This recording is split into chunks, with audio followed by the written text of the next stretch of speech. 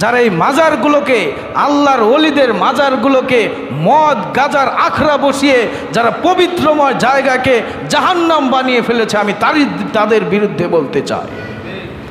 যারা নারী পুরুষ একসঙ্গে সেখানে যাতায়াত করে আল্লাহর ওলিদের মাজারকে যারা অপবিত্র করেছে, ওদেরকে উৎখাত করতে হবে। আল্লাহর পরে সবচাইতে দামি মানুষ যিনি, সবচাইতে পাওয়ারফুল ব্যক্তি যিনি, তার কাছেও কিছু চাওয়া যায় না।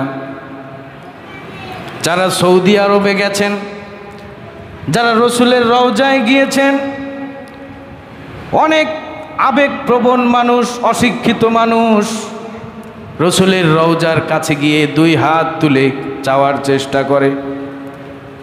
সেখানে দায়িত্বরত পুলিশ যারা আছে, ওই অবলা মূর্খ মানুষদেরকে যদি দেখে হাত তুলে রসুলের কাছে কিছু চায়, প্রথমবার হাত নামিয়ে দেবে, বলবে সে তো আল্লাহর বান্দা, সে কিছু দিতে পারে না। আবার যদি হাত তুলে আবার নিষেধ করবে, আবার যদি হাত তুলে আবার নিষেধ করবে। কয়েকবার নিষেধ করার পরও যদি সেই মানুষটা যদি হাত তুলে তার নিষেধাজ্ঞা না মানে, তাহলে বাইরে তাকে সেখান থেকে তাড়িয়ে দেবে। বলেন ঠিক কিনা? তার মানে কি রসুলের কাছে কিছু চাওয়া যাবে না? আল্লাহর রসুল যিনি শরীয়ত প্রণেতা, যিনি শরীয়তের হুকুম হালাল করলে হালাল হয়ে যায়, হারাম করলে হারাম হয়ে যায়, এমন একজন মহামানব, আল্লাহর পরে যে সব চাইতে বেশি ক্ষমতা, তিনিও মানুষকে কিছুই দিতে পারে না। দিতে পারে কে? আল্লাহই দিতে পারে। ভালো করে শুনুন,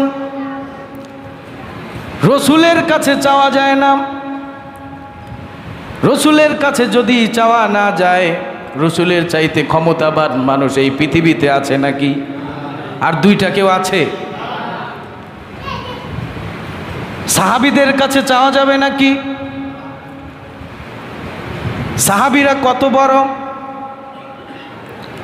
হযরতে আবু বকর রাদিয়াল্লাহু তাআলা আনহু সম্পর্কে বলা হয়েছে, হযরতে আবু বকর এমন ব্যক্তি, এত দামি মানুষ, এই তামাম পৃথিবীতে যত মানুষ এসেছে, কিয়ামত পর্যন্ত যত মানুষ পৃথিবীতে আগমন করবে, সব মানুষের আমলের পাল্লা যদি একদিকে রাখা হয়, আর হযরতে আবু বকরের এক রাতের আমলের পাল্লা আর একদিকে রাখা হয়, এরপর যদি ওজন করা হয়, ওজন করার পর দেখা যাবে সমস্ত দুনিয়ার মানুষের আমলের পাল্লা যেই দিকে, তার চাইতে আবু বকরের এক রাতের আমলের পাল্লাই বেশি ভারী হয়ে যাবে। কত বড় আবু বকর, চিন্তা করতে পারে? আমার ভাইয়েরা, আমি যেই জিনিসটা বোঝাতে চাই, তাইলে আবু বকর যে এত বড় মানুষ, এজন্য কি আবু বকরের সম্মানার্থে আবু বকরের জন্য বিশাল করে একটা মাজার বানানো হয়েছে নাকি? আবু বকরের সম্মানার্থে মাজার বানানো হয়েছে? হযরতে ওমরের জন্য কি মাজার বানানো হয়েছে? আলী, উসমান, অসংখ্য সাহাবী জান্নাতুল বাকিতে যারা গেছেন, ওই সাহাবীদের কবরের জন্য কি মাজার বানানো হয়েছে? নাহমাদুহু ওয়া নাস্তাঈনুহু ওয়া নাস্তাগফিরুহু ওয়া নাউযু বিল্লাহি মিন শুরুরি আনফুসিনা ওয়া মিন সাইয়্যাতি আ'মালিনা।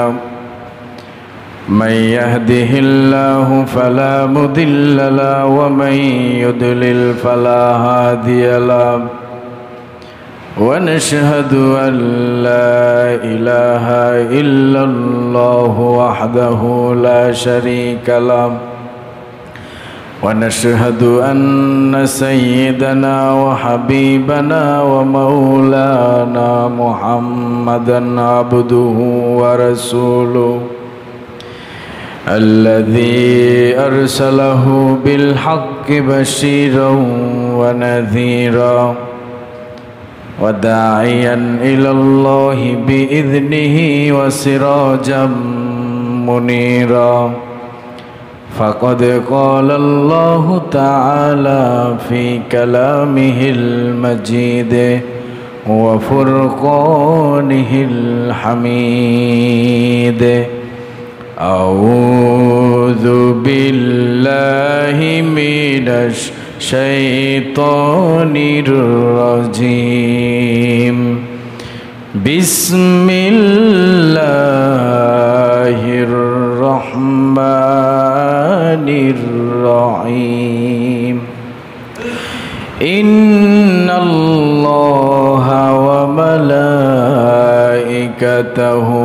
يصلون على النبي يا أيها الذين آمنوا صلوا عليه وسلموا تسليما اللهم صل على سيدنا مولانا محمد وعلى آل سيدنا مولانا محمد بلغ العلا بكماله كشف الدجى بجماله حسنت جميع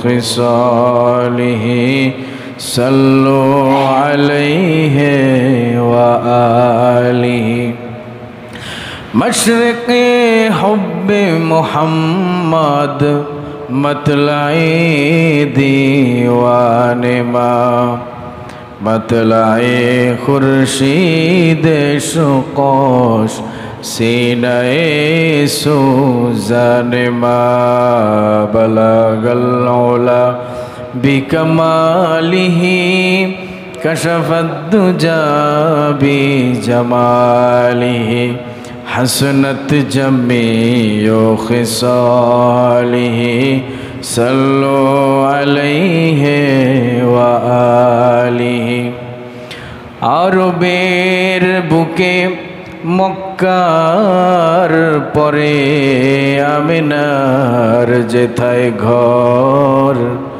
খোদার করুণা কৌসার হয়ে ঝরসে বারংবার বালাগাল উলা বিকামালিহি কাশাফাদ দুজা বিজামালিহি হাসনাত জামিউ খিসালিহি সাল্লু আলাইহি ওয়া আলিহি। আলহামদুলিল্লাহ। উপস্থিত সম্মানিত সভাপতি, শ্রদ্ধেয় মুরব্বী সাহেবান, সর্বস্তরের আল্লাহ প্রেমী, নবী প্রেমী, কোরআন প্রিয়, ইসলাম প্রিয় তৌহিদি বন্ধুগণ, আল্লাহ পাকের দরবারে লাখো কোটি শুকরিয়া জ্ঞাপন করছি, যিনি আমাদেরকে সৃষ্টি করেছেন, যিনি এই আকাশ বাতাস, চন্দ্র সূর্য গ্রহ নক্ষত্র নদী নালা পাহাড় পর্বত সব কিছু যিনি সৃষ্টি করেছেন, তামাম জাহানের প্রতিপালক আল্লাহ রব্বুল আলামিনের শুকরিয়া আদায় করলাম আলহামদুলিল্লাহ। মানুষের কোনো অকল্যাণ, কোনো বিপদ আপদ যদি হয়ে থাকে, সেটাও আল্লাহ তাআলার পক্ষ থেকেই হয়ে থাকে। কোনো বুলেটের ভেতরে যদি আপনার নাম লেখা থাকে, এই বুলেটের মাধ্যমে আপনার মৃত্যু হবে, সারা দুনিয়ার মানুষও যদি আপনাকে সিকিউরিটি দেয়, সেই বুলেট থেকে আপনাকে কেউ বাঁচাতে পারবে না। আপনার মৃত্যু যদি কোনো বুলেটে লেখা না থাকে, তামাম দুনিয়ার মানুষ মিলেও আপনাকে গুলি করে হত্যা করতে চাইলেও কারো পক্ষে সম্ভব নয় আল্লাহর অনুমতি ছাড়া। এটার নামই হচ্ছে ঈমান। এই কথা আমরা কোত্থেকে পেলাম? এই কথা আমরা পেলাম পবিত্র কুরআনুল কারীমে। আল্লাহ তাআলা বলছেন, ওয়ামা হুম বিদাররিনা বিহি মিন আহাদিন ইল্লা বিইذনিল্লাহ। কোনো মানুষের কোনো বিপদ, ছোট বড় কোনো বিপদ আল্লাহর অনুমতি ছাড়া আসতেই পারে না। যে কোনো মানুষ যে কোনো ধরনের বিপদে পড়ে, সংকটে পড়ে, আল্লাহ তাআলার পক্ষ থেকেই হয়ে থাকে, আল্লাহর অনুমতি ছাড়া সম্ভব নয়। তাহলে মানুষের হায়াতের মালিক এবং মৌতের মালিককে, সমস্ত ক্ষমতার মালিককে, আপনার আমার ভাগ্যের চাকার উন্নতি করতে পারে কে? আল্লাহ ছাড়া কোনো মানুষের ভাগ্যের উন্নতি কেউ করতে পারে না। আল্লাহর অনুমতি ছাড়া কেউ কোনো দিন কারো ক্ষতিও করতে পারে না। এর নামই হচ্ছে ঈমান। সুতরাং বিপদ আপদে সব সময় কার কথা স্মরণ করতে হবে? আল্লাহর কথা স্মরণ করতে হবে। যে কোনো মুসিবতে, যে কোনো বিপদ আপদে সব সময় ডাকতে হবে কাকে? আল্লাহকে। শিরক নিয়ে কথা বলছিলাম। আল্লাহর একত্ববাদে, আল্লাহর ক্ষমতায় শিরক করা, অংশীদার সাব্যস্ত করা, এটা হচ্ছে সবচাইতে বড় গুনাহ। এর চাইতে বড় আর কোনো গুনাহ নেই। শিরকের একটি মাত্র গুনাহ যার আমল নামায় আছে, এই একটি মাত্র শিরক তাকে সরাসরি জাহান্নামে নিয়ে যাবে। নাউজুবিল্লাহ। আল্লাহ রাব্বুল আলামিন বলেন, ইন্নাল্লাহা লা ইয়াগফিরু আন ইউশরাকা বিহি ওয়া ইয়াগফিরু মা দুনা যালিকা লিমান ইয়াশা। আল্লাহ রাব্বুল আলামিন যাকে ইচ্ছা তাকে ক্ষমা করতে পারেন, যাকে ইচ্ছা শাস্তি দিতে পারেন। এটা একান্তই আল্লাহ তাআলার ঐচ্ছিক বিষয়। কিন্তু যার আমল নামায় শিরকের গুনাহ আছে, যে আল্লাহর সঙ্গে অংশীদার সাব্যস্ত করেছে, তার জন্যে কোনো ক্ষমা নাই। নাউজুবিল্লাহ। শিরকের গুনাহ আল্লাহ তাআলা কখনোই ক্ষমা করেন না। শিরক কিভাবে হয় উদাহরণ দিয়ে বলেছিলাম। আপনি বিমানে চড়ে যাচ্ছেন, হাজার হাজার কিলোমিটার উপর দিয়ে হাওয়ার ভেতরে ভেসে ভেসে যাচ্ছেন, প্লেনে চড়ে, বিমানে চড়ে। হঠাৎ করে প্লেনের ইঞ্জিনটা খারাপ হয়ে গেল। পাইলট জানিয়ে দিল প্লেনের ইঞ্জিন খারাপ হয়ে গেছে, যে কোনো সময় প্লেনটা ক্র্যাশ করতে পারে, ধ্বংস হতে পারে। ভেতরে সবাই ভীষণ চিন্তায় পড়ে গেল, কান্নাকাটি শুরু করে দিল।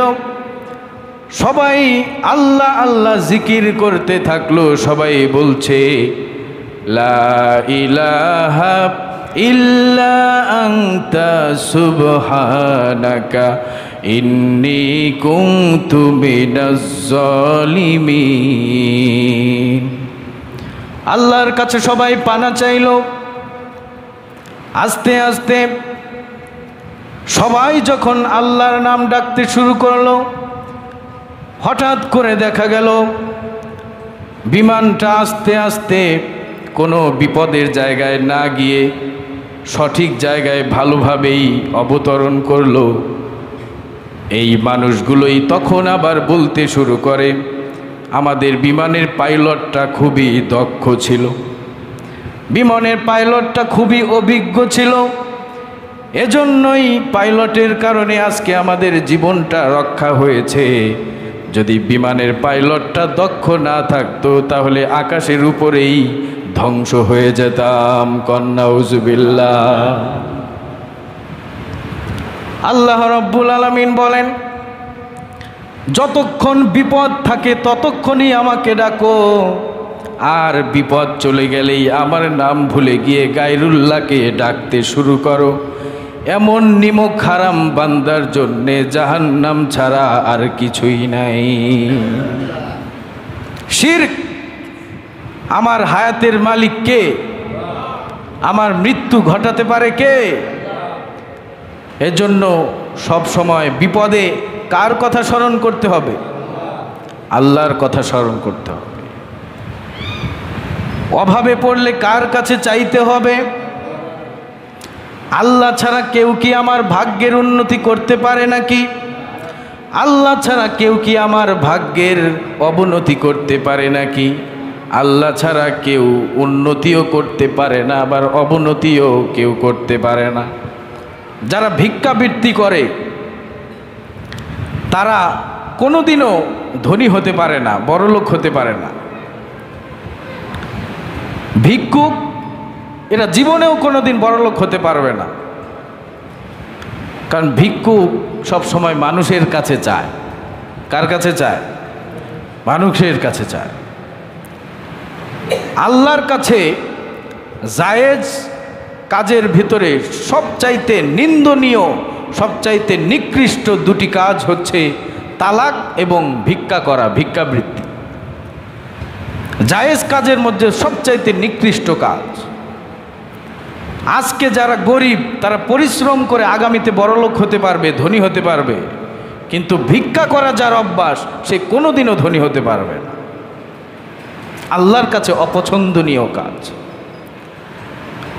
সম্রাট শাহজাহান নাম শুনেছেন না? কোথাকার বাদশাহ? দিল্লির বাদশাহ। তো দিল্লিতে এক ভিক্ষুক ভিক্ষা করে।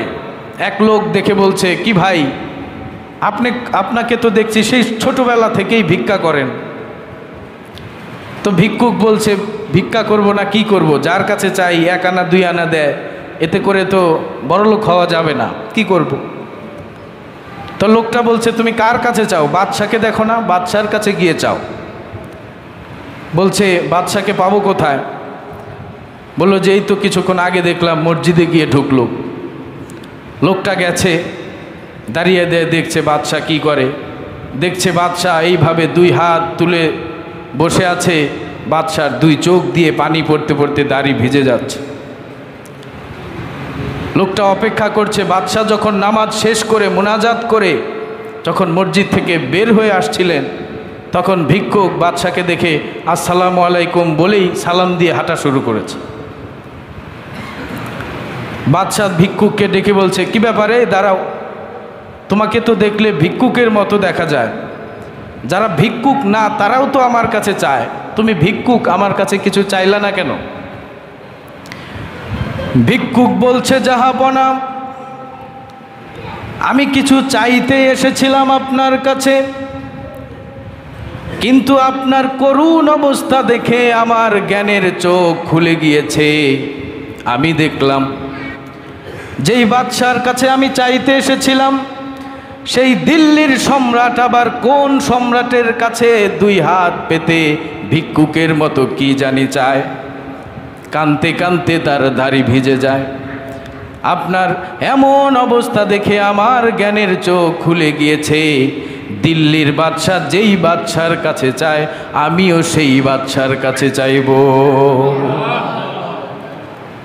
এজন্য ভাইয়েরা আমার, দিলকে পরিষ্কার করতে হবে, জেহেনকে পরিষ্কার করতে হবে।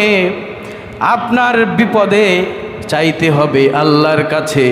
বিপদ আপদ থেকে আল্লাহ ছাড়া মুক্তি দেওয়ার মতো কেউ নাই। কোন সুবহানাল্লাহ। আল্লাহ রব্বুল আলামিন তার রসুল সম্পর্কে বলেছেন, ইন্নাকা লা তাহদি মান আহবাবতা ওয়ালাকিন্নাল্লাহা ইয়াহদি মান ইয়াশা। আপনি যাকে হেদায়েত দিতে চান, আপনি যাকে রাস্তা দেখাতে চান, আপনি যাকে পছন্দ করেন, আপনি পারবেন না হেদায়েত দিতে। হেদায়েত একমাত্র আমিই দিতে পারি। সুবহানাল্লাহ।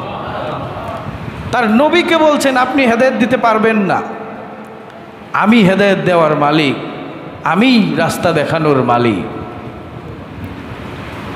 আল্লাহর পরে দুনিয়াতে সবচাইতে পাওয়ারফুল কে বলেন? আল্লাহর রসুল সাল্লাল্লাহু আলাইহি সাল্লাম। বলতেও সমস্যা মনে হয়। আল্লাহর পরে সবচাইতে দামি, সবচাইতে মূল্যবান মানুষ কে? আল্লাহর রসুল সাল্লাল্লাহু আলাইহি সাল্লাম। আল্লাহর পরে সবচাইতে দামি মানুষ যিনি, সবচাইতে পাওয়ারফুল ব্যক্তি যিনি, তার কাছেও কিছু চাওয়া যায় না। যারা সৌদি আরবে গেছেন, যারা রসুলের রওজায় গিয়েছেন, অনেক আবেগপ্রবণ মানুষ, অশিক্ষিত মানুষ রসুলের রওজার কাছে গিয়ে দুই হাত তুলে চাওয়ার চেষ্টা করে। সেখানে দায়িত্বরত পুলিশ যারা আছে, ওই অবলা মূর্খ মানুষদেরকে যদি দেখে হাত তুলে রসুলের কাছে কিছু চায়, প্রথমবার হাত নামিয়ে দেবে, বলবে সে তো আল্লাহর বান্দা, সে কিছু দিতে পারে না। আবার যদি হাত তুলে আবার নিষেধ করবে, আবার যদি হাত তুলে আবার নিষেধ করবে। কয়েকবার নিষেধ করার পরও যদি সেই মানুষটা যদি হাত তুলে তার নিষেধাজ্ঞা না মানে, তাহলে বাইরে তাকে সেখান থেকে তাড়িয়ে দেবে। বলেন ঠিক কিনা? তার মানে কি রসুলের কাছেও কিছু চাওয়া যাবে না? আল্লাহর রসুল যিনি শরীয়ত প্রণেতা, যিনি শরীয়তের হুকুম হালাল করলে হালাল হয়ে যায়, হারাম করলে হারাম হয়ে যায়, এমন একজন মহামানব, আল্লাহর পরে যে সব চাইতে বেশি ক্ষমতা, তিনিও মানুষকে কিছুই দিতে পারে না। দিতে পারে কে? আল্লাহই দিতে পারে। ভালো করে শুনুন, রসুলের কাছে চাওয়া যায় না। রসুলের কাছে যদি চাওয়া না যায়, রসুলের চাইতে ক্ষমতাবান মানুষ এই পৃথিবীতে আছে নাকি? আর দুইটা কেউ আছে? সাহাবীদের কাছে চাওয়া যাবে নাকি? সাহাবীরা কত বড়! হযরতে আবু বকর রাদিয়াল্লাহু তাআলা আনহু সম্পর্কে বলা হয়েছে, হযরতে আবু বকর এমন ব্যক্তি, এত দামি মানুষ, এই তামাম পৃথিবীতে যত মানুষ এসেছে, কিয়ামত পর্যন্ত যত মানুষ পৃথিবীতে আগমন করবে, সব মানুষের আমলের পাল্লা যদি একদিকে রাখা হয়, আর হযরতে আবু বকরের এক রাতের আমলের পাল্লা আর একদিকে রাখা হয়, এরপর যদি ওজন করা হয়, ওজন করার পর দেখা যাবে সমস্ত দুনিয়ার মানুষের আমলের পাল্লা যেই দিকে, তার চাইতে আবু বকরের এক রাতের আমলের পাল্লাই বেশি ভারী হয়ে যাবে। কত বড় আবু বকর, চিন্তা করতে পারে? আমার ভাইরা, আমি যেই জিনিসটা বোঝাতে চাই, তাইলে আবু বকর যে এত বড় মানুষ, এজন্য কি আবু বকরের সম্মানার্থে আবু বকরের জন্য বিশাল করে একটা মাজার বানানো হয়েছে নাকি? আবু বকরের সম্মানার্থে মাজার বানানো হয়েছে? হযরতে ওমরের জন্য কি মাজার বানানো হয়েছে? আলী, উসমান, অসংখ্য সাহাবী জান্নাতুল বাকিতে যারা গেছেন, ওই সাহাবীদের কবরের জন্য কি মাজার বানানো হয়েছে? আমাদের বাংলাদেশে যে সকল মাজার আছে, শাহ আলী, শাহ জালাল, শাহ পরাণ, বিশাল বিশাল জায়গা নিয়ে মাজার বানানো।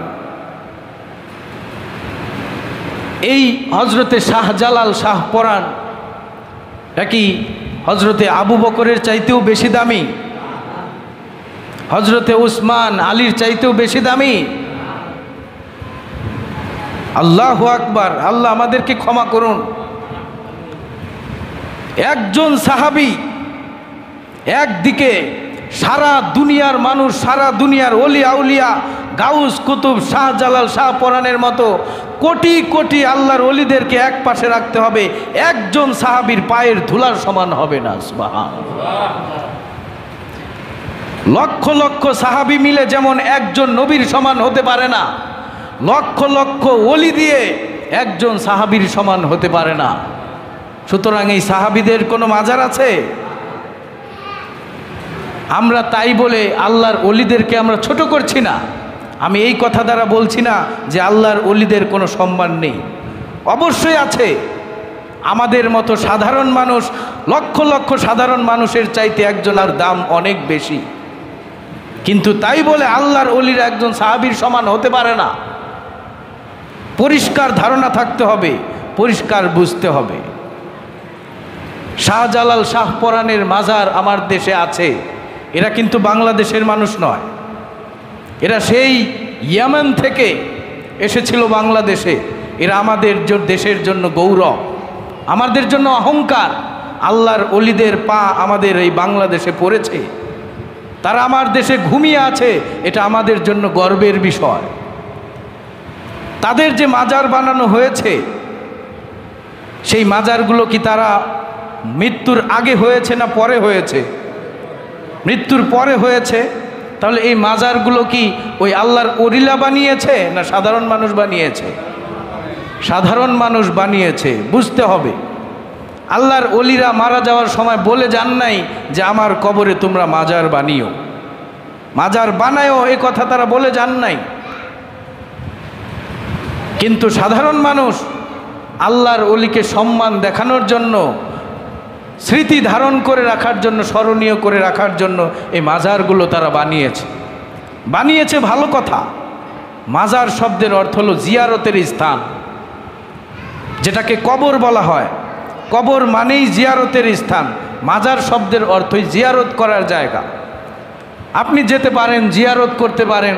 সাধারণ কবরে গিয়ে আমরা যেভাবে জিয়ারত করি, সূরা ফাতিহা, ইখলাস, ফালাক পড়ে দোয়া করি, এটা করতে পারেন। কিন্তু তাই বলে কি ওই মাজারে গিয়ে সেজদা দেওয়া যায়, মাজারে গিয়ে চাওয়া যাবে? নাউজুবিল্লাহ, কত বড় কথা। এই মাজারে গিয়ে যখন কেউ দুই হাত তুলবে কিছু চাওয়ার জন্য, আল্লাহর ওলি মনে করে, তাকে ক্ষমতাধর মনে করে তিনি কিছু দিতে পারেন, এটা মনে করে যখন হাত তোলা হবে, সঙ্গে সঙ্গে আল্লাহর সাথে শরীক হয়ে যাবে। আল্লাহর ওলি কি কিছু দিতে পারে কিনা? একজন সাহাবী যদি কিছু না দিতে পারে, সাহাবীর যদি কোনো মাজার না থাকে, আল্লাহর রসুল সাল্লাল্লাহু আলাইহি সাল্লাম যেখানে শুয়ে আছেন সেখানেও যদি মানুষ গিয়ে কিছু না চাইতে পারে, তাহলে একজন আল্লাহর ওলি কিভাবে দিতে পারে? বুঝতে হবে। তাই বলে আমি এটাও বলছি না যে মাজারগুলো ভেঙ্গে গুড়িয়ে দিতে হবে। মাজারগুলো সরকারি স্থাপনা হোক বা যেটাই হোক, অনেক অর্থকরী খরচ করেই তো বানানো হয়েছে। মাজারগুলোর সৌন্দর্য, বাংলাদেশের সৌন্দর্য, আল্লাহর ওলি আমাদের দেশে এসেছেন, এটা থাকুক। তবে আমি বলবো তার ওই সমস্ত কথা যারা এই মাজারগুলোকে, আল্লাহর ওলিদের মাজারগুলোকে মদ গাজার আখড়া বসিয়ে যারা পবিত্রময় জায়গাকে জাহান্নাম বানিয়ে ফেলেছে, আমি তাদের বিরুদ্ধে বলতে চাই। যারা নারী পুরুষ একসঙ্গে সেখানে যাতায়াত করে আল্লাহর ওলিদের মাজারকে যারা অপবিত্র করেছে, ওদেরকে উৎখাত করতে হবে। মাজার ভাঙার কোনো প্রয়োজন নেই। আল্লাহর ওলিদের কবরের সাথে অসম্মান হয়, তাদের অমর্যাদা হয়, এমন কোনো কাজ করা যাবে না। কিন্তু সেখানে যে মদ গাজার আখড়া বসানো হয়েছে, পাগলদের দিয়ে সেখানে একটা মদ গাজা নাজায়েজ জিনিসের আল্লাহর শিরিক হয় এমন যে আখড়া বসানো হয়েছে, এগুলোকে ঘুরিয়ে দিতে হবে, ধ্বংস করে দিতে হবে। আল্লাহর ওলিরা, তাদের সম্পর্কে অনেক কথা শোনা যায়, যদিও এগুলো হাদিস কোরআনের কথা না। হজরতে শাহজালাল রহমতুল্লাহ আলাই বাংলাদেশে এসেছিলেন কেন? সিলেট অঞ্চলে সুরমা নদীর তীরে বুরহানুদ্দিন নামে একজন মুসলিম ছিল। তিনি তার ছেলের আকিকার জন্য গরু জবাই করেছিলেন। তারপর এই অপরাধে সিলেটের গৌরগোবিন্দ রাজা, হিন্দু রাজা গৌরগোবিন্দ, তিনি বুরহানুদ্দিনের ছেলেকে জবাই করেছিল বাবার সামনে। এই ঘটনা যখন হজরতে শাহজালাল রহমতুল্লাহ আলাই তার কাছে যখন পৌঁছেছিল, তখন হজরতে শাহজালাল বাংলাদেশে এসেছিলেন তার সাথীদেরকে নিয়ে। গৌরগোবিন্দ রাজা সুরমা নদীর পার হওয়ার জন্য সকল পদ্ধতি, লঞ্চ, ফেরি, স্টিমার সব কিছু বন্ধ করে দিয়েছিল, যাতে শাহজালাল আসতে না পারে। হজরতে শাহজালাল যা পানির উপরে জায়নামাজ ছেড়ে দিয়ে বলেছিলেন, হে আমার সাথীরা, তোমরা জায়নামাজের উপর দিয়ে নদী পার হয়ে যাও। কোনো লঞ্চ ফেরি কিচ্ছু লাগে নাই, জায়নামাজে দাঁড়িয়ে হজরতে শাহজালালের অসংখ্য অনুসারীরা পানির উপর দিয়ে পার হয়ে গিয়েছিল। সুবহানাল্লাহ। এত বড় আল্লাহর ওলিরা আমাদের দেশে এসেছে, এটা আমাদের জন্য গৌরব। কাজেই তাদের মাজার সৌন্দর্য বজায় থাকুক, কিন্তু এই আল্লাহর শিরিক হয়, এই গুনাহের কাজ, এগুলো আমাদেরকে বর্জন করতে হবে। আল্লাহ তাআলা আমাদেরকে শিরকি কাজ থেকে আমাদেরকে বেঁচে থাকার তৌফিক দান করেন, অবৈধ কাজ থেকে আমাদেরকে বেঁচে থাকার তৌফিক দান করেন। আল্লাহ তাআলার শরীক হয়, আল্লাহ তাআলার অংশীদার হয়, এমন সব ধরনের নাজায়েজ কাজ থেকে আমাদেরকে বেঁচে থাকার তৌফিক দান করেন।